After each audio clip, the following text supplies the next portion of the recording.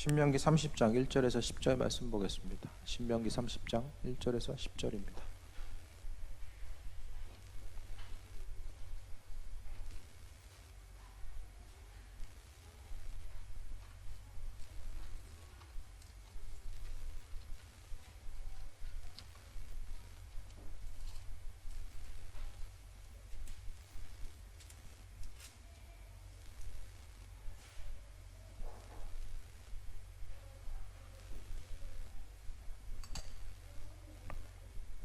한 절씩 교독합니다.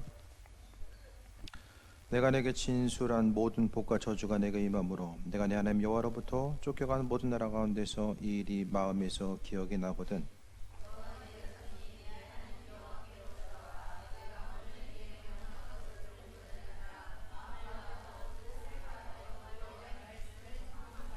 내 하나님 여호와께서 마음을 돌이키시고 너를 긍휼히 여기사 포로에서 돌아오게 하시되 내 하나님 여호와께서 흩으신 그 모든 백성 중에서 너를 모으시리니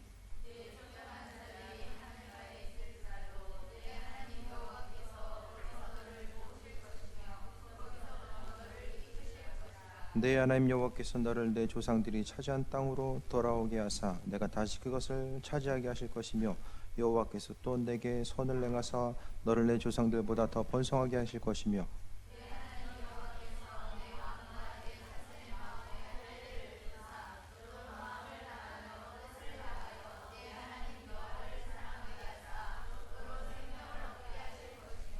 내 하나님 여호와께서 내 적군과 너를 미워하고 핍박하던 자에게 이 모든 저주를 내리게 하시리니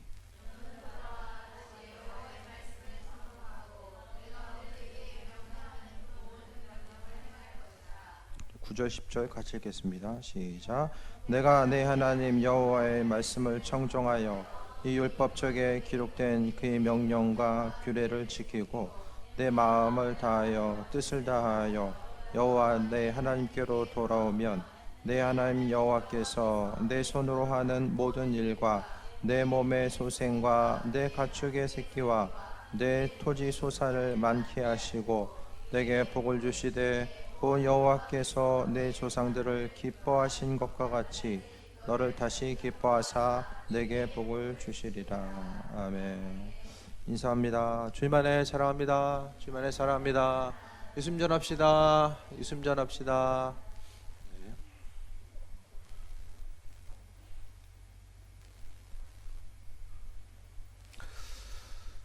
지난주 목요일날 공항에 갔는데 옆에서 사람들이 카메라를 들고 뛰는 거예요. 흰색 백통이라고 하죠. 흰색 카메라. 뭐 몇백 대 이제 흰색 렌즈가 되게 비싸잖아요. 그래서 똑같은 렌즈를 동시에 들고 뛰는 거예요. 저분들 어디 가지? 그랬더니 좀 가다 보니까 카메라 들고 제 주위로 몰려들어요. 열심히 저한테 카메라 사진을 계속 찍는 거예요. 사람들이 몰려들어가지고. 옆에 보니까 아이돌 그룹이 제 뒤에서 따라오고 계셨어요. 그렇게 한 번에 플래시가 이렇게 조준된 적이 없었어요. 그래서 또 쳐다보면 또 이제 모양새가 빠지잖아요. 그래서 그냥 저는 태연하게 제 길을 걸어갔어요. 네, 나중에 이제 기사를 보니까 모 그룹 해가지고 뭐 그날 출국하다 뭐 이렇게 떴더라고요. 이게 또 성지 가려고 하니까 또 하나님께서 이렇게 플래시를 터뜨려서 또 이렇게 환영해 주시고, 네, 아무튼 좀 그런 걸 좀 처음 봤는데 어쨌든간에 삶의 여정 가운데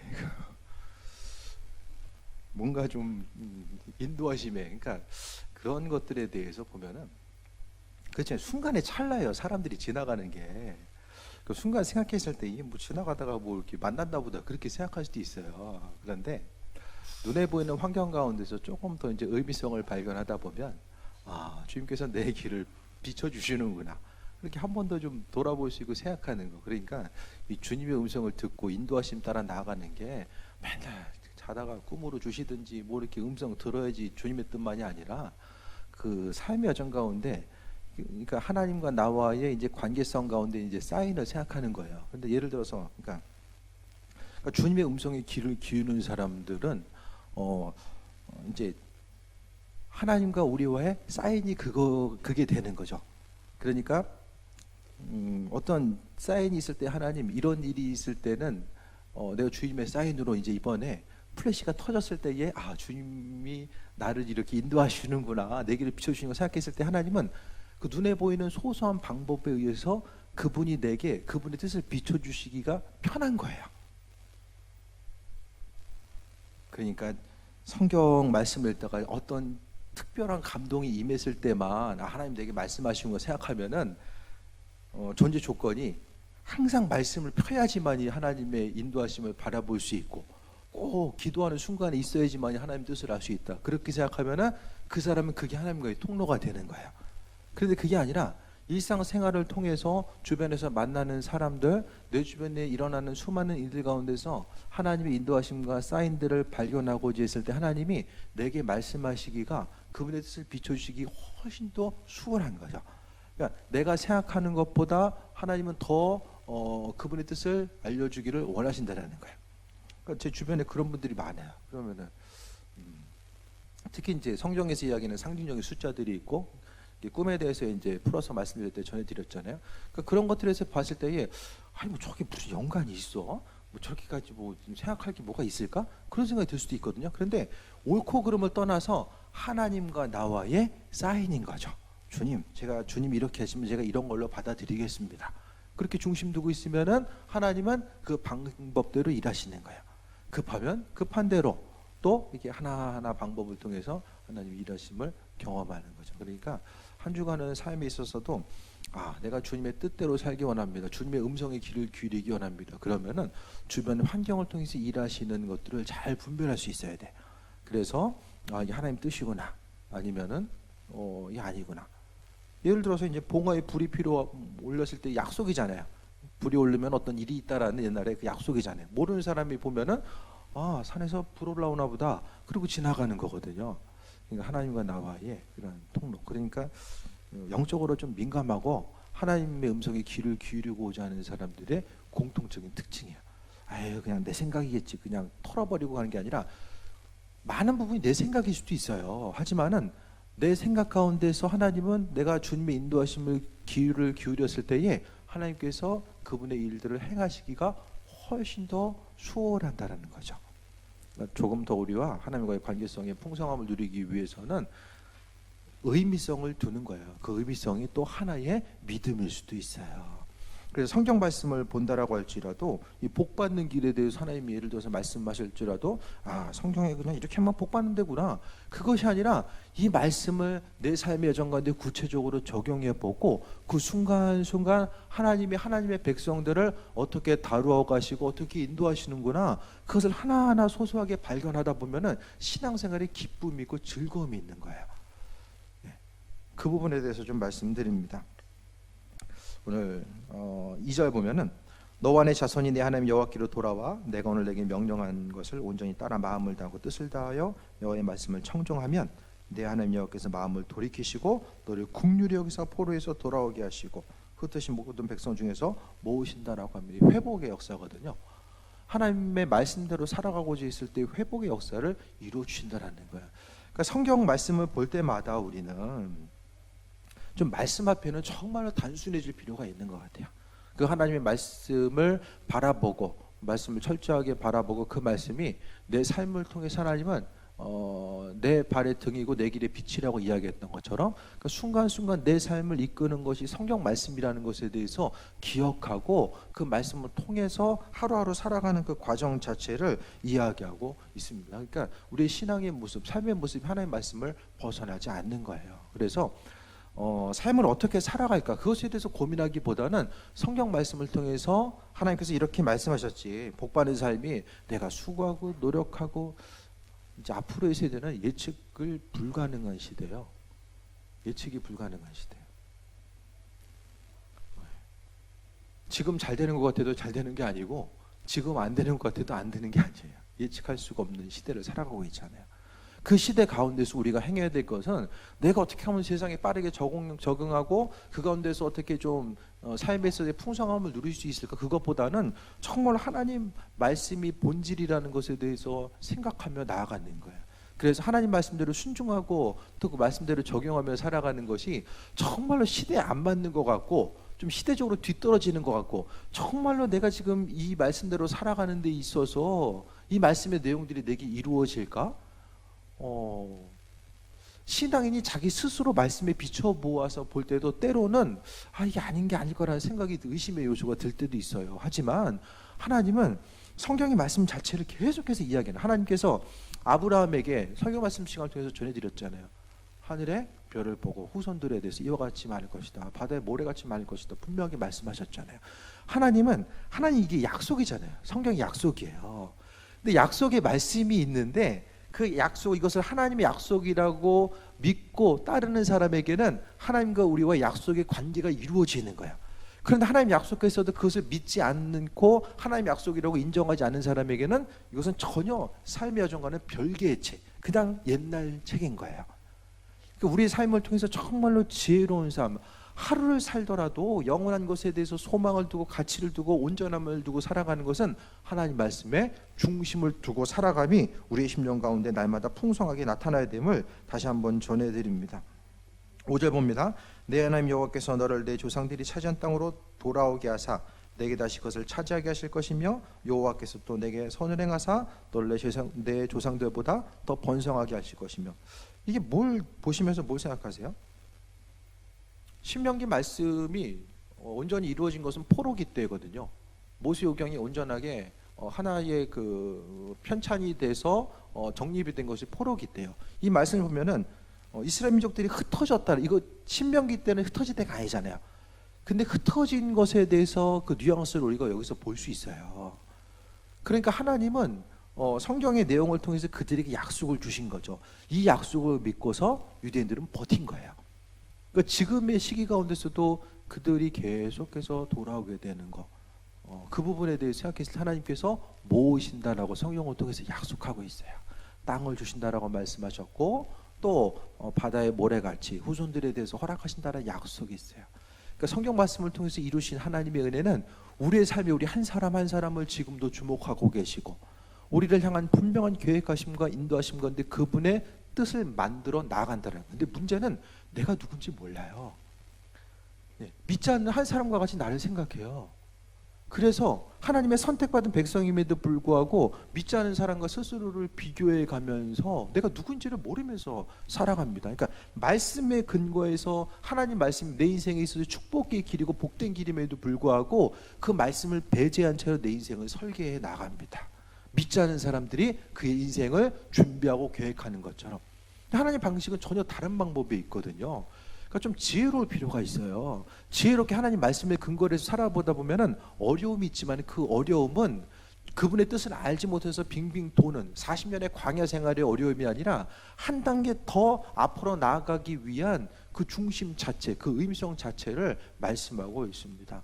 그러니까 하나님의 예비하심과 인도하심을 따라 나아가는 거. 그러니까 성경 말씀 한 구절 한 구절의 그 의미성을 찾는 거예요. 큐티를 통해서도 그 의미성을 찾고 나아가는 거예요. 그러니까 말씀을 통해서 성경 말씀이 이해되는 부분이 있고 이해되지 않는 부분들이 분명히 있거든요. 하나님 먹고 이렇게까지 하셔야 되나? 그런 부분. 그런데 정말 우리가 하나님의 뜻과 인도하심 가운데 우리가 생각했을 때에 하나님은 어떤 것에 대해서 명령하셨을 때에 그 명령하신 분명한 이유와 목적이 있다라는 것에 대해서 이야기합니다. 이 시간 우리가 예배 드린 것도 마찬가지거든요. 이 예배 가운데 그냥 오후 예배 시간이 존재하니까 우리가 모인 게 아니에요. 분명한 중심 자체는 이 예배를 통해서 하나님께서 받으시고 인도하시고 함께 하시는 거. 그러니까 우리가 예배에 대해서 생각하는 것보다 하나님 훨씬 더 그 중심과 의미성을 준다라는 거예요. 구약 시대에 보면은 하나님께 예배했을 때 다윗 성전 안에서 이제 사용한 악기들이 있거든요. 나팔을 사용하고 양각 나팔이라든지 금속으로 된 나팔을 사용하고 또 하프를 사용하거든요. 그 악기를 사용한 것 자체가 하프도 한 4,000개에서 5,000개 정도 이제 한번 이게 예배가 드려졌을 때에 또 나팔을 불었을 때에 정말로 그 온전한 그러니까 양각 나팔을 지난번에 말씀드렸던 것처럼 여리고 성을 무너뜨릴 때나 하나님의 백성들이 움직이고 또 그분의 뜻을 선포하고 예배 가운데 나팔을 계속 사용했어요. 그 나팔을 들어보면은 제가 이제 이번에 처음 한번 불어봤는데 안 부러져요. 바람만 빠지고. 그 선교사님도 몇 년 걸렸다는 거예요. 그거 부는데. 근데 그 안쪽에 이제 그 실로에 가가지고 그 안쪽에 이제 들어가는데 선교사님이 들어가서 한번 불어보시라고 준 거예요. 저한테. 본인은 많이 가봤으니까 그냥 밖에 있고 뜨거운데 그래서 들어갔어요. 근데 이 불어봤거든요. 진짜 이게 되는 거예요. 힘들어요, 불기가. 근데 그게 그냥 소리가 아니라 이 나팔도 이제 긴 게 있고 짧은 게 있어요. 짧은 나팔은 이제 이스라엘 전통 그 양각 나팔이고 긴 거는 유대인들이 흩어지잖아요. 그러니까 아프리카로 가가지고 아프리카에 이제 소들이 큰 소들이 뿔이 크거든요. 그걸 갖다 이제 양나팔을 만든 거예요. 그것은 이제 무슨 소 종류일 수도 있는데 그것도 이제 동일하게 치더라고요. 근데 이게 음색의 차이, 큰 나팔과 작은 나팔의 음색의 차이가 있고 거기서 부는 방법도 이 나팔에 대한 이 뭐라고 할까요? 어떤 이 지식적인 면이 갑자기 이게 좀 습득되는 걸 느꼈거든요. 그래서 큰 나팔도 소리가 나고 작은 나팔도 물론 연습을 더 해야 되지만 소리가 나는 거예요. 그러니까 이 양각 나팔을 통해서 불면은 소리 하나, 그 길가로 텔 옥상에 가서 한번 선교사님이 불었는데 주변에서 이제 소리가 나팔 하나 요만한 거거든요. 소리가 정말 커요. 그러니까 그 양각 나팔은 공기를 통해서 공기 울림을 통해서 그 이제 하나님의 뜻이 선포가 되고 세상을 공기를 통해서 이제 정결케 되는 그 의미성을 갖고 있어요. 그러니까 그 정말 몇백 개, 몇천 개 나팔이 울려졌을 때 정말로 천지가 진동한 듯한 그런 그 풍성한 그 요동함이 있을 수 있다라는 거예요. 하나 소리를 들어보니 이게 느껴지는 거예요.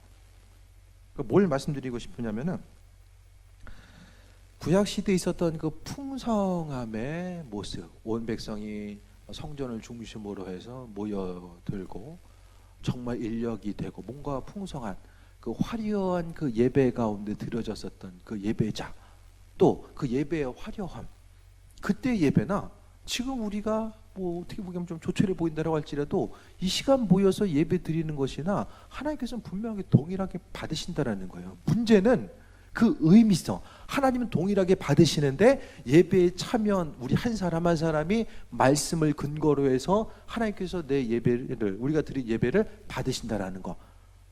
찬양 가운데 내 목소리를 하나님께서 아주 존귀하게 여겨주시고 받으신다라는 것. 또 악기를 통해서 주님께서 정말로 존귀하게 그 악기를 받으심에 대해서 생각하고 나아가는 것.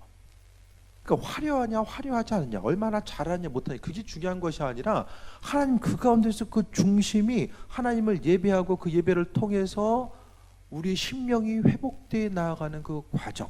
하나님 우리를 예배하는 자로, 목소리를 높여서 주님을 예배하는 자로 분명히 불러주셨잖아요. 그러니까 성경 말씀에 기록된 대로, 말씀에 기록된 대로 지켜 행하는 것이 무엇인가? 제 생각은 말씀대로 기억한다라는 것이 기억하고 나아간다라는 것이 하나님께서 성경 말씀에 대한 의미를 부여하셨잖아요. 아주 귀하게 여기시고 의미를 부여하셨는데 우리 한 사람 한 사람도 이 성경 말씀 한 구절 한 구절이 나와는 상관없는 이스라엘 역사가 아니라 내 삶의 지침서이고 하나님이 이 성경을 통해서 내 삶을 이끄신다는 그 중요한 의미성을 부여하는 거예요. 그것이 바로 하나님과 우리의 약속의 관계이고 또 믿음의 모습입니다. 믿음으로 살아간다는 것은 믿지 않는 사람들 정말 뜨끔없이 생각할 수 있어요. 때로는 믿는 사람들끼리라도 뭐 저렇게까지 해야 돼? 네? 그게 무슨 의미가 있겠어? 그런 생각을 할 때가 많이 있잖아요. 이스라엘에서 기도한다고 하면은 그렇지 않아요. 아니 성지순례는 지난번에 말씀드린 것처럼 뭐 한두 번 갔다 올 수 있어요. 이스라엘이 기도하라가 그러면은 이상하게 생각하는 사람도 분명히 있을 거예요. 왜 거기서 기도해야 되지? 그게 무슨 의미가 있나? 말씀을 통해서 하나님께서 주신 부분들에 대해서 감동 따라서 움직이는 거예요. 성경의 내용들 자체가 삶의 모든 것을 커버할 수는 없어요. 왜냐하면 시대적으로 변했기 때문에 구체적인 지침서는 하나님의 세세한 음성에 귀를 기울여야 돼요. 네? 예배하는 자, 하나님께 나아가는 자. 예배 시간에 뭐 스마트폰을 해야 되냐 말아야 되냐 성경에 기록이 안 돼 있잖아요. 그러니까 그 모든 것들 가운데 생각했을 때 하나님의 음성의 마음에 감동 따라서 주신 대로, 그것이 이제 레마의 말씀, 기록된 말씀과 계시된 말씀, 레마의 말씀, 그것을 통해서 하나를 이루어서 나아감이 우리의 삶의 모습이 되어야 됩니다. 그래서 9절 10절 보면은 여호와의 말씀을 청정한 율법에 기록된 대로 명령과 규례를 지키고 마음을 다하고 뜻을 다하여 여호와 하나님께로 돌아오면 내 하나님 여호와께서 내 손으로 하는 모든 일과 내 몸의 소생과 내 가축의 새끼와 내 토지의 소산을 많게 하시고 복을 주시되 고 여호와께서 내 조상들을 기뻐하신 것과 같이 너를 다시 기뻐하사 내게 복을 주실 것이다. 여기서 축복은 물질적인 축복만 얘기하는 게 아니야. 지난번에 말씀드렸던 것처럼 구약 시대에는 육적인 축복과 영적인 축복이 분별이 안 되는 시대라고 했어요. 그러니까 육적인 축복을 이야기하는 것은 또 육적인 축복뿐만이 아니라 영적인 축복 또한 분명하게 이야기하고 있는 거예요. 말씀이 바로 우리에게 있어서의 축복의 길이고 하나님은 심는 대로 분명하게 거두게 하심을 보게 됩니다. 그러니까 우리가 세상 살아가면서 정말 한 가지 간곡히 부탁드리고 싶은 것은 내가 누군지를 분명히 알고 살아가세요. 세상 사람들이 살아가는 것과 똑같이 그거 맞춰가지고 살아가려고 하다 보면은 뒤처지면 아쉽고 안타깝고, 주님 이용해서 그 뒤처진 거 어떻게 하면 좀 더 커버해가지고 좀 더 앞으로 나아갈 수 있을까, 그거 생각하다 보면 나중에 아무 열매가 없어요. 주님 원하시는 온전한 신앙의 모습을 구별할 수 없다라는 거예요. 말씀을 통해 하나님 우리는 약속해 주셨어요. 축복받는 길은 세상적인 스펙을 쌓는 길이 아니라 하나님 말씀이 때로는 미련해 보이고 때로는 이게 가능할까라고 여기는 그 순간 가운데서 하나님의 도우심과 인도하심을 바라보는 거예요. 내가 계산하면은 내가 예측할 수 있는 그 가운데서만 바라보게 되고 하나님의 창조적 능력과 예비하심은 절대로 경험할 수가 없어요. 왜냐하면 그 인생 가운데 하나님의 자리가 없기 때문이에요. 하지만 삶을 살아가면서 믿음으로 선포하는 것이 정말로 맞지 않는 것 같고 무책임한 것 같고 때로는 믿음으로 행동하다가 내 믿음대로 되지 않았기 때문에 또 어려움을 경험할 수도 있어요. 순간순간 어려움이 있을 때도 있지만은 내가 말씀대로 사는 것이 최후의 승리하는 길이다라는 사실에 대해서 생각하고 나아가는 거예요. 그 선교사님 예를 들어서 말씀드렸잖아요. 재정을 항상 0으로 만들어요. 많이 들어오든 뭐 얼마가 들어오든지 항상 0으로 만들고 나머지 다 흘려보내는 거예요. 다 주변을 향해서 계속 흘려보내요. 그게 말이 쉽죠. 다음 달에 무슨 일이 어떻게 일지 모르는데 어떻게 흘려보내요. 여러분 그게 정말 쉬운 일이 아니에요. 최대한 한 달치는 좀 갖고 있어야지, 두 달치는 갖고 있어야지 좀 마음이 편하잖아요. 근데 그걸 흘려보낼 수 있는 거, 흘려보낸다는 게 뭐예요? 나보다 더 힘들고 어려운 사람들 위해서 수고하고 나누고 베푸는 거죠.